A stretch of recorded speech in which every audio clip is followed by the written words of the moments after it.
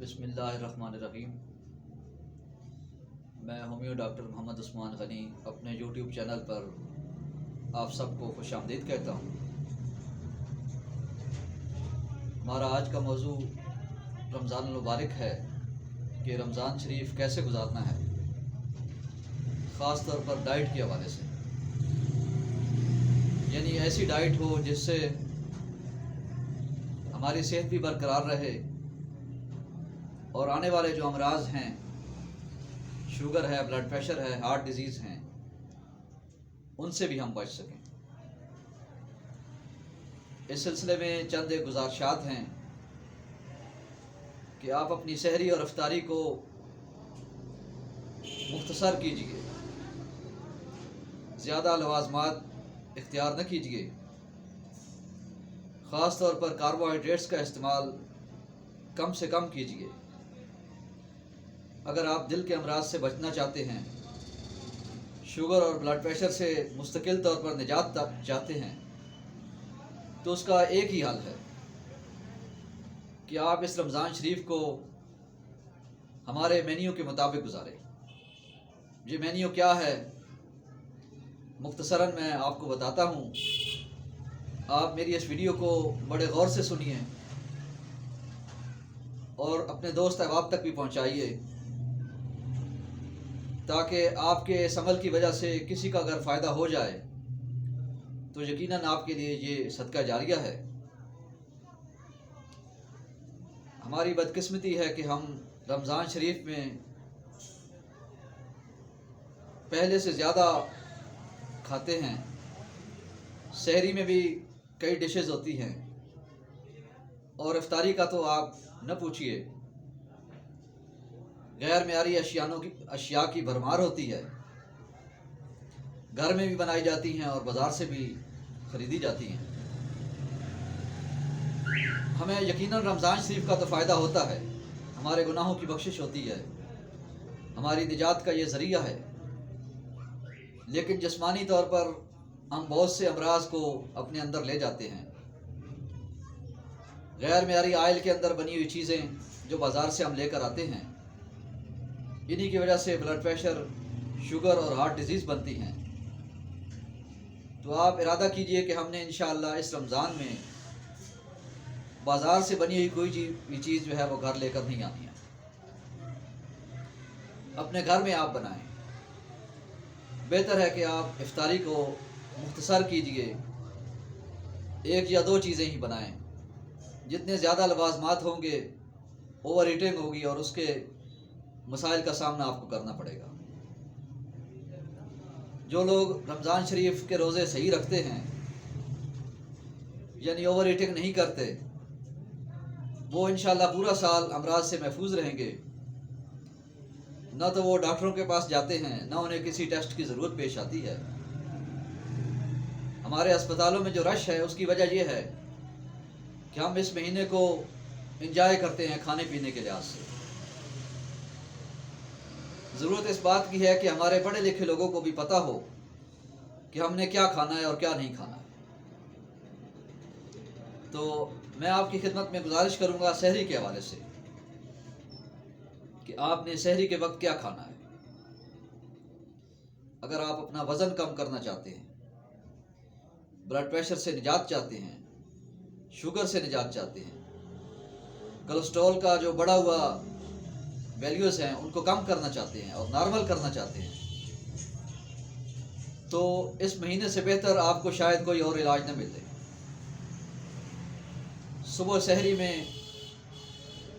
آپ 2 انڈے آملیٹ بنا کر کھائیے، اس میں نمک اور مرچ کا استعمال کم کیجیے۔ اس کے 15-20 منٹ کے بعد دہی کا استعمال کیجیے بغیر چینی کے، اور پھر تھوڑی دیر کے بعد اگر آپ چائے پینا چاہیں تو بغیر چینی کے 1 کپ چائے کا پیجیے۔ پانی کا استعمال بھی آپ کر سکتے ہیں۔ اگر آپ اس مینیو کو اختیار کریں گے تو اس میں کاربوہائیڈریٹس نہ ہونے کے برابر ہیں۔ 1 ماہ کے مسلسل استعمال سے آپ کے وزن میں بھی کمی ہوگی، بلڈ پریشر اور شوگر سے بھی نجات مل جائے گی، جسم کے اندر جو ویسٹ مٹیریل ہے وہ ختم ہو جائے گا۔ इसी तरह इफ्तारी के अंदर आप बेशक अपने घर में पकौड़े बनाइए, वो खाइए, लेकिन एक मखसूस मिकदार में खाइए। चना चाट बनाइए, 1-2 खजूर इस्तेमाल कीजिए। इफ्तारी में 1 रोटी खा सकते हैं किसी भी सालन के साथ। इसमें यह ना हो कि आप स्वीट्स की भी भरमार कर दें। कुछ लोग रोज़ाना जो है वो मीठी चीज़ें लाजमी लेकर आते हैं। उनकी ख्वाहिश होती है कि हम अपने दस्तरखान को 6-7 आइटम से भर दें। ये तरीका बिल्कुल गलत है। बेहतर है कि जो कुछ आपने खाना है वही लेकर आएं, ज़ाया होने से भी बच जाएगा और आपकी सेहत भी मुकम्मल ठीक रहेगी। इफ्तारी में आपने क्या करना है?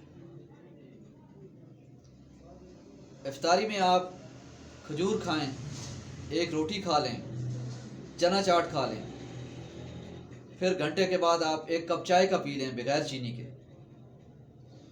ये बेहतरीन डाइट है उन लोगों के लिए जो वाकई अमराज से बचना चाहते हैं। जो लोग खाने के शौकीन हैं वो शायद उनको ये हमारा मेन्यू अच्छा ना लगे, लेकिन आपकी खिदमत में गुजारिश है कि अमराज की बड़ी वजह यही हमारी खुराक है जो हम खा रहे हैं।